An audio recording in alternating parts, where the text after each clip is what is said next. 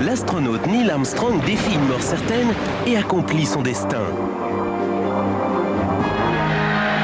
Une révolte provoque l'effondrement du puissant empire romain.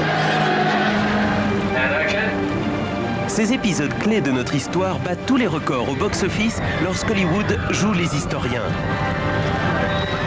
Aujourd'hui, nous allons plonger à 3800 mètres en compagnie du réalisateur James Cameron qui met en scène des effets visuels dernier cri et coule le Titanic une nouvelle fois. Puis nous verrons comment il s'y prend pour peupler son paquebot de passagers créé par ordinateur. We used all the tricks we knew and we invented some new tricks as well. Nous assisterons à la reconstitution d'un incident où l'on a frôlé la catastrophe dans une série produite par Tom Hanks, From the Earth to the Moon, de la Terre à la Lune. Et nous retrouverons Alec Guinness sur le plateau impérial de la chute de l'Empire romain.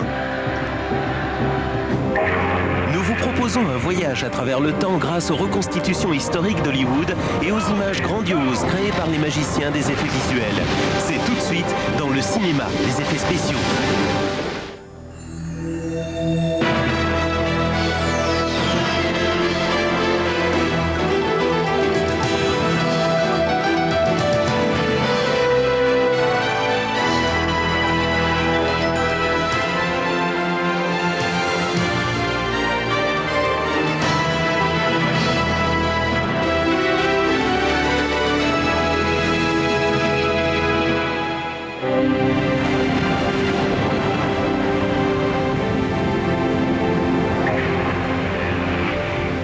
Le Titanic reste un exemple illustre du culte voué par l'homme du XXe siècle à la technologie et à l'opulence, mais il symbolise également l'extrême vulnérabilité de l'humanité. Aujourd'hui, après des années de recherche et de préparation scrupuleuse, le scénariste et réalisateur James Cameron emploie toutes les techniques possibles pour ramener ce paquebot à la vie sur le grand écran. It's not just a question of taking the audience back through time to 1912 and putting them on the deck of the ship. It's a question of creating an emotional state, a state of emotional openness, so that they can understand that event for the impact that it would have had on those people.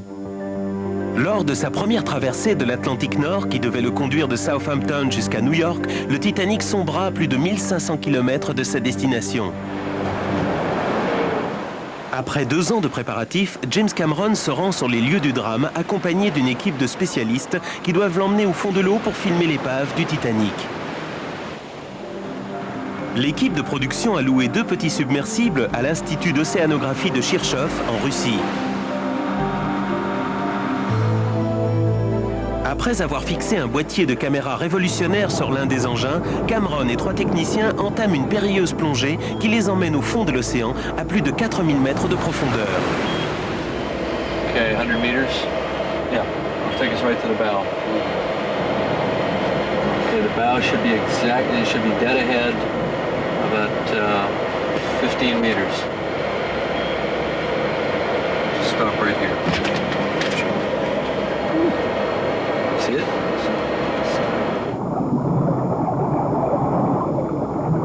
Look at that. Bingo.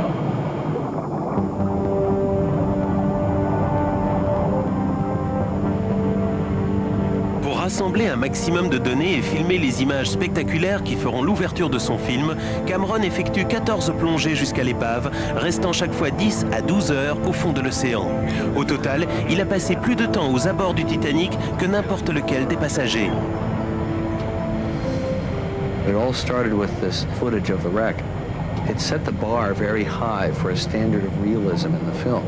It's like we didn't fake it. We didn't just do model shots. We went to the real shipwreck and filmed it. And so there's a sense of, verisimilitude that begins with frame 1 of the movie. Grâce à 6 mois de recherche et d'interviews auprès des survivants du naufrage ou de spécialistes du Titanic comme l'historien Ken Marshall, James Cameron dispose d'une chronologie extrêmement détaillée des événements tels qu'ils se sont déroulés avant que le paquebot ne s'abîme dans les flots. It's breaking because it's got downforce here, upforce here. Dans les locaux de Digital Domain, le studio d'effets spéciaux dont Cameron est l'un des fondateurs, celui-ci explique chaque étape du naufrage au responsable des effets visuels Rob Legato et à son équipe. Jim's attention to accuracy was complete. He wanted it to be not only a piece of entertainment, but it's also an educational tool that one day, if people just want to learn about the Titanic, would actually refer to the film itself.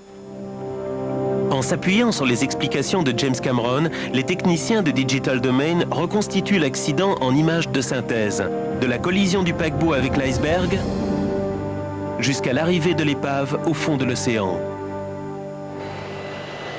James Cameron supervise toute l'opération.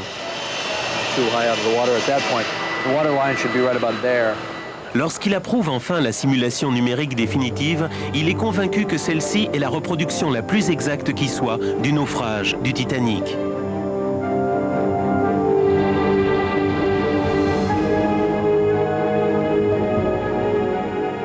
Utilisant ces images virtuelles comme un plan directeur, Rob Legato et son équipe s'embarquent pour la reconstitution méticuleuse de cette tragédie. Dans la ville d'Acton, en Californie, à environ 160 km au nord de Los Angeles, un immense bassin doit accueillir le modèle réduit du Titanic, construit à l'échelle 1/8 par le responsable des maquettes, Donald Pennington. L'arrière du bateau est suspendu à l'aide d'une grue au-dessus du bassin. Une partie de la maquette est prédécoupée de sorte qu'elle se brise à l'endroit prévu. This actually happened. It lifted itself up to about 45 degrees. This was the weak area and it couldn't lift itself anymore. What it basically did is bent it like a beer can. On installe un grand écran vert derrière le modèle réduit pour que les spécialistes des effets numériques puissent ajouter par la suite un ciel en toile de fond. Cette maquette de 8 tonnes est maintenant prête pour le grand plongeon. La scène sera filmée sous tous les angles par 5 caméras. Un cadreur caméra à l'épaule s'installe dans le bassin à seulement quelques mètres du point d'impact prévu.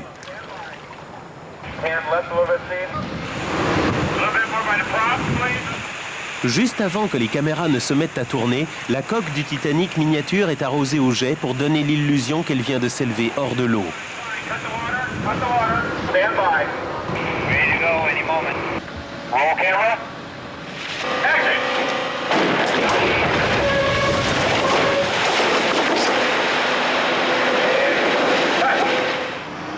Comme toute l'équipe l'espérait, la maquette s'est brisée net. We're checking now, see if it looks good. This is a great angle.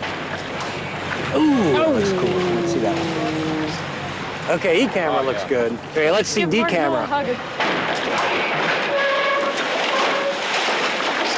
Oh, we look great. Les images les plus impressionnantes ont été filmées par la caméra à l'épaule.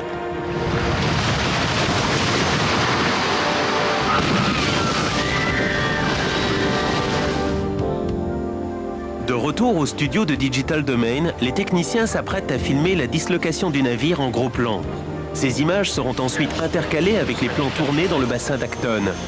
Pour cette scène, Donald Pennington a recréé la partie centrale du paquebot à l'échelle 1/8. Cette fois-ci, de petites charges pyrotechniques sont installées à l'intérieur de la coque pour reproduire la violence du choc quand l'énorme navire s'est brisé en deux. All the cameras are focused on the side of the hull, and it's going to bulge out, and it's all rigged with pyro, and it's going to rip the side out just like the real Titanic did. Comme il s'agit d'une scène filmée en gros plan, il est primordial que le moindre rivet soit posé correctement.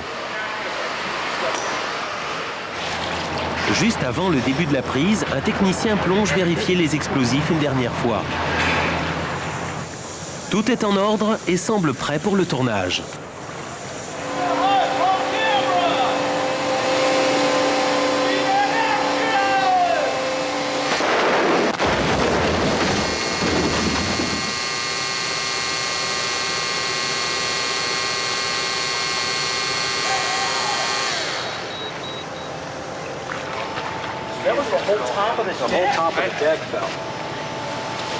Le modèle réduit paraît s'être brisé exactement comme prévu.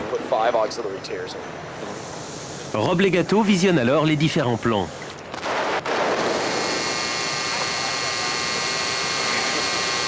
Looks good. Structure looks good.